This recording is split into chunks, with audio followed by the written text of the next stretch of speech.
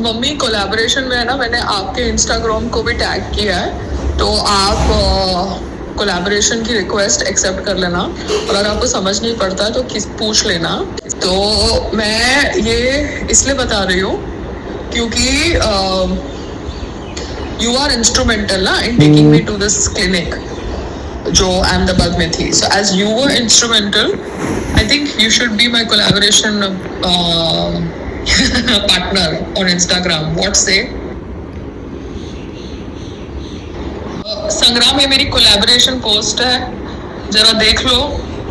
अपने लोगों को बोल दो जरा देख ले मेरी पोस्ट को। जो टीम बैठी हुई है उसको बोल दो देख ले।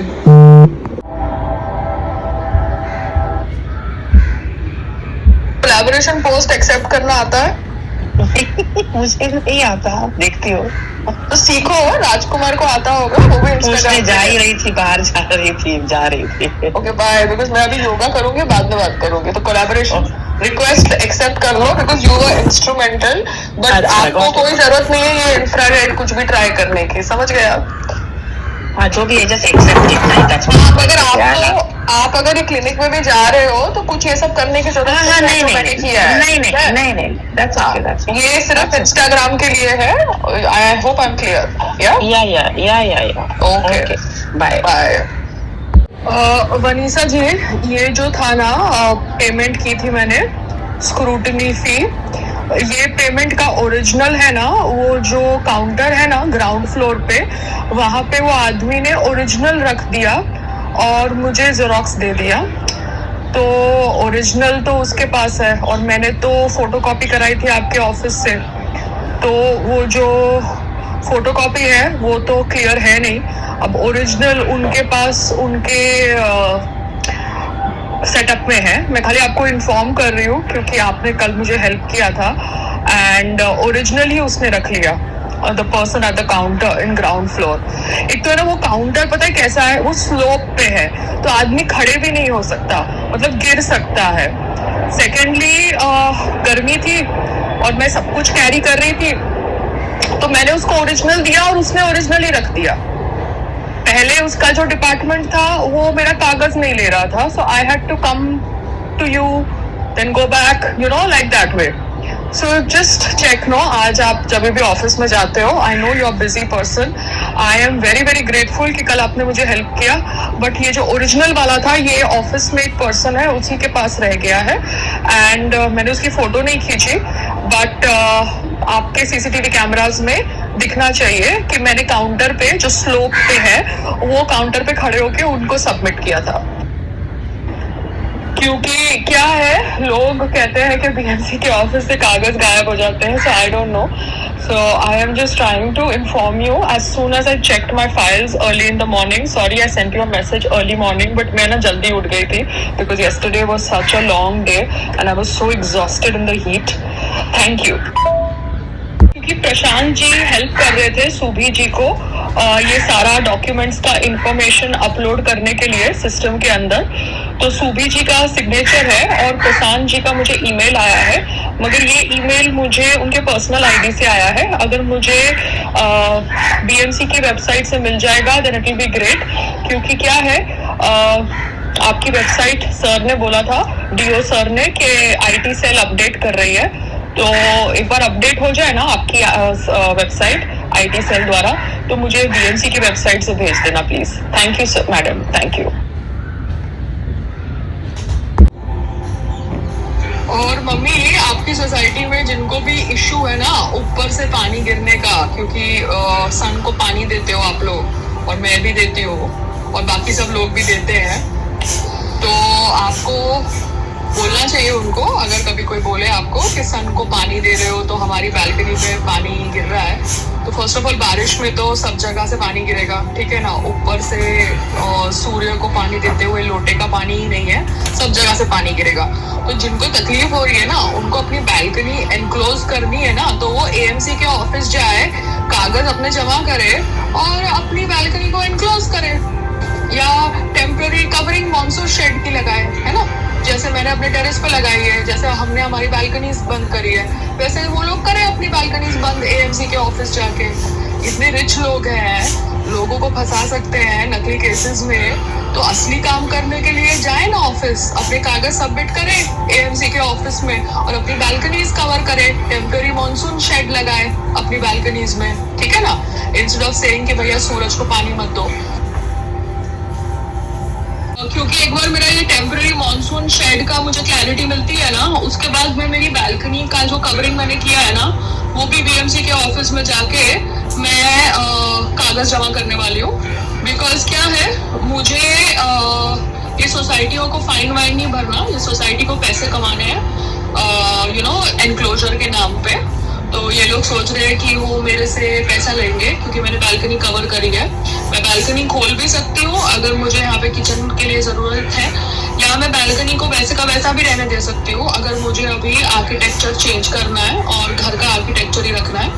यू नो डिपेंड करता है, क्योंकि संग्राम ने बाजू वाला घर तो खरीदा नहीं है। तो अगर मैं बालकनीज में जो मैंने कवर्ड्स रखी है वो मैं रखने वाली हूँ, तो मैं फिर से बीएमसी के ऑफिस जाऊंगी और बीएमसी से परमिशन लूंगी ये बालकनी को कवर करने के लिए। और ये जो परमिशन मुझे मिलेगी बालकनी को कवर करने के लिए, because I am the owner, ये मैं सीधा 10 साल की लूंगी ना, बिकॉज मैं हर साल थोड़ा जाऊंगी उनसे कवरिंग के परमिशन मांगने के लिए, बिकॉज मेरा घर है, मैं ओनर हूँ। तो जैसे मैं बालकनी को कवर कर रही हूँ 10 साल के लिए, वैसे मैं टेरेस को कवर कर रही हूँ in the area that they have given me permission as of now, ठीक है ना। तो मैं भी अपनी बालकनी को कवर करने के लिए बीएमसी से लेटर लाने वाली हूँ, बिकॉज मुझे कोई इंटरेस्ट नहीं है ये सोसाइटी को फाइन वाइन भरने का, बिकॉज ये सोसाइटी को पैसे कमाने हैं फाइन के नाम पे। तो जैसे मेरी सोसाइटी ग्रीडी है, वैसे आपकी सोसाइटी भी ग्रीडी है। अभी सोसाइटी है वो कभी भी विक्टिम बन जाएगा, बोलेगा सेलिब्रिटी ने हमारे को थ्रेटन किया, इसलिए सेलिब्रिटी को तो बहुत केयरफुल रहना पड़ता है, बिकॉज सोसाइटी कभी भी विक्टिम बन जाती है। एक नकली केस देख के मैं समझ गई, ठीक है।